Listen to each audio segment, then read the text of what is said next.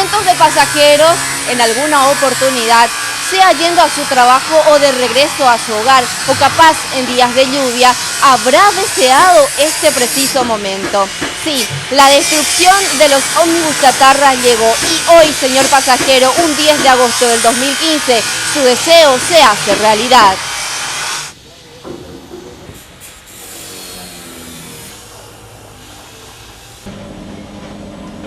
El desmantelamiento se realiza en la empresa Brasur, que ganó la licitación para la chatarrización de los buses que fueron sacados de circulación. Ellos entregan primero la unidad, retiran el nuevo y ahí esa unidad nosotros empezamos la destrucción.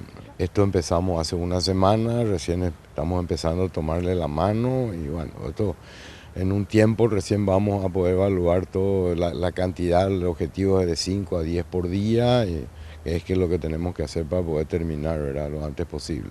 En la destrucción de los buses trabajan 20 funcionarios. Para el efecto se adquirieron 3 nuevas máquinas de gran porte en la que la empresa invirtió alrededor de $3 millones.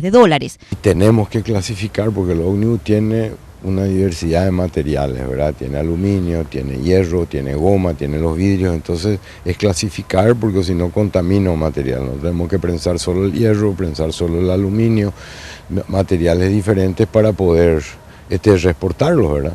La inversión estatal para la renovación del parque automotor fue de $11 millones. Con el canon que la empresa pagará, el MOPC recuperaría en una primera etapa poco más de 500 millones de guaraníes. Los ómnibus que nosotros incluso estamos trayendo, retirando del patio de Itagua, se está trayendo a remolque porque no arrancan, se pinchan la cubierta, no tienen freno, o sea, como podrás ver, todos los días hay ómnibus en la calle parados. Es una satisfacción poder destruirlo, ¿verdad? Es un placer que esto ya no vuelva a circular, ¿verdad? Hasta el momento, 100 buses 0 kilómetros están circulando en las calles del área metropolitana. En los próximos días deben incorporarse los demás. Mientras tanto, la empresa estima que en unos 30 días más terminarían de destruir los buses chatarras.